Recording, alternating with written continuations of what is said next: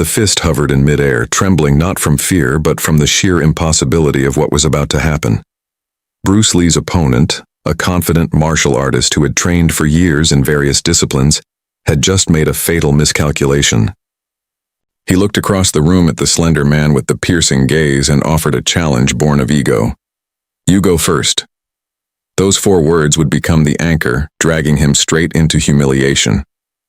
Because Bruce Lee never needed to strike first. His speed was so unnatural, so far beyond human reaction time, that giving him the opening was like handing a shark the first drop of blood in still water. The opponent thought he was being polite, perhaps even strategic, letting Lee move so he could counter. But in Bruce Lee's world, "you go first" was not a courtesy. It was a death warrant signed in slow motion. The moment you invite Bruce Lee to act first, you surrender every illusion of controlling the fight. Traditional martial arts teach that reacting to an opponent's move gives you the advantage. Block, then strike. But Lee dismantled that logic through Jeet Kune Do, his philosophy of interception. He didn't wait for your attack to finish. He intercepted it before it even began.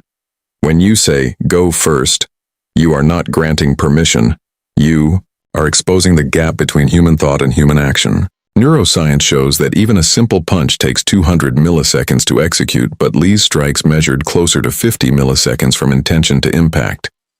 That means by the time your brain processes his movement, the blow has already landed. The opponent in this story believed he could read Lee's telegraph, predict his angle, and counter.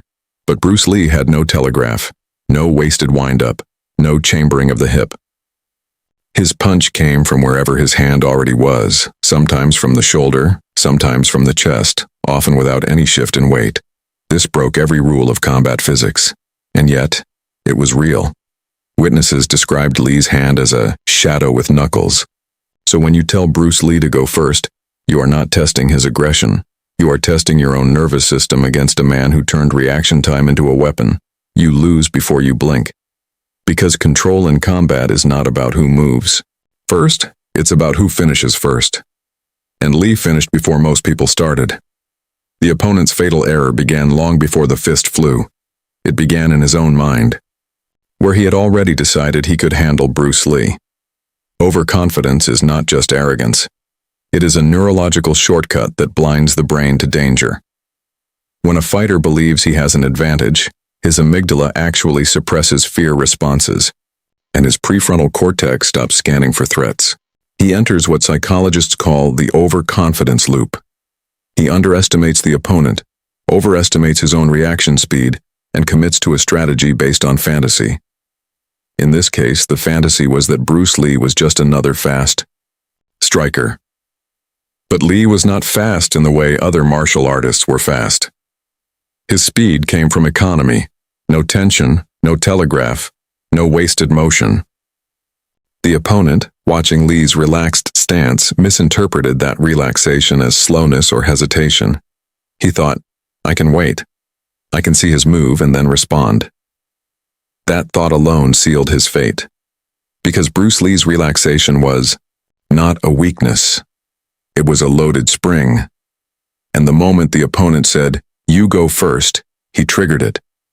Overconfidence also killed any chance of defense. A cautious fighter would have circled, feinted, tested distance. But this man, swollen, with belief in his own training, stood still and offered Lee the opening. He might as well have drawn a target on his chest. In Bruce Lee's philosophy, the greatest enemy is not the other man. It is the self telling you that you are safe. And that self lied. Traditional striking systems train fighters to wait for a committed attack before countering. You see a punch, you block or evade, then you return fire. This rhythm, action, pause, reaction, is drilled into thousands of students worldwide. But Bruce Lee refused to play by that rhythm. Jeet Kune Do is not a style, it is the absence of style. Lee deliberately broke every predictable pattern. He punched from impossible angles, attacked mid-step without chambering, and used feints that looked exactly like real strikes. So when the opponent stood there waiting to counter, he was playing a game whose rules had already been thrown out. A non-traditional striker like Lee does not give you the clean, readable attack that traditional counters require. His punch might start as a low kick, then stop midway and become a face punch. His forward step might be a trap, luring your counter so he can counter your counter. By saying you go first, the opponent assumed Lee would launch a conventional attack.